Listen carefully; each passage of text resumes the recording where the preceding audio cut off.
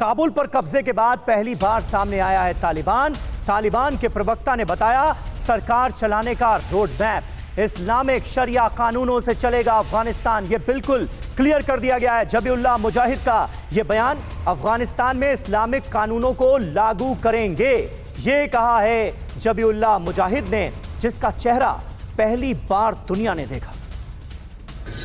हमदे असास full मिलत मुबारकी वायम और दखरातून की हिलकुम आज़ादी और इस्तिक़लाल अखिस्तल द हर मिलत मशरू हक द अफगानान हम दखपल मशरू हक से इस्तिफादा वसो कवले लवगदे उद्रनीशल कलन मुबारज़े व जिहाद से खौरुस्ता द आज़ादी वाखली और खपल हिवाद द इशगाल लततिमूद से पाक की। और 20 साल की लड़ाई के बाद हमने विदेशी सेना को यहां से भगा दिया।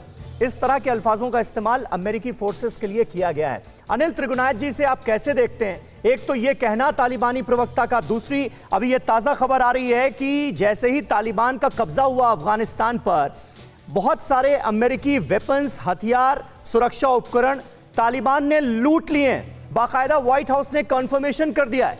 यह जो सुपर पावर का रुतबा था, उससे कितनी बड़ी चोट लगी है?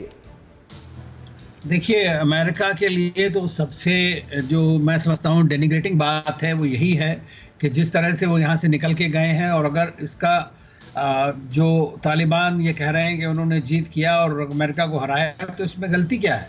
तो सही बात है, अगर छोड़ करके भाग गए रातों रात बागराम बेस को, और वहीं से डाउनफॉल शुरू हुआ फोर्सेस का, पूरी उनकी जो अफगान फोर्सेस, उनका मोरल डाउन हो गया, उनका सिस्टम, जो लॉजिस्टिकल सिस्टम जो था, सब खत्म हो गया।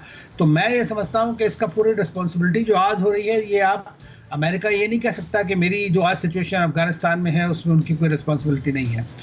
दूसरी चीज, जहां तक तालिबान की बात है, मैं समझता हूं कि तालिबान अभी कोशिश करेगा जरूर किसी भी तरह से कि इंटरनेशनल कम्युनिटी इंगेज रहे, और उसी में ही वो उनके पूरी एफर्ट्स हैं। इस वक्त आप देखिएगा, मुल्ला बरादर जो है आज तक अमेरिका और सारी दुनिया भर के लीडर के साथ में बात करते रहे, इसीलिए उनको प्रेसिडेंट बनाने की बात भी है, पॉलिटिकल लीडर वहां के।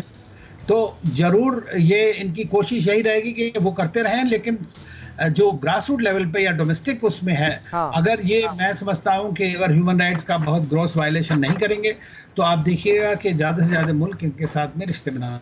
बिल्कुल बिल्कुल सही बात है। और इसीलिए ये सोच भी जाहिर की जा रही है कि अफगानिस्तान के बाहर दुनिया के जो और तमाम देश हैं, उनके लिए खतरा फिर भी कम है, लेकिन वो लोग जिनके हको हुकूक मारे जाएंगे शरिया कानून के लागू होने के बाद, यानी अफगानिस्तान के आम लोग, उनके लिए सबसे ज्यादा परेशानी है। अड़ी सोमवार से शुक्रवार शाम 6 बजे सिर्फ TV9 भारतवर्ष पर।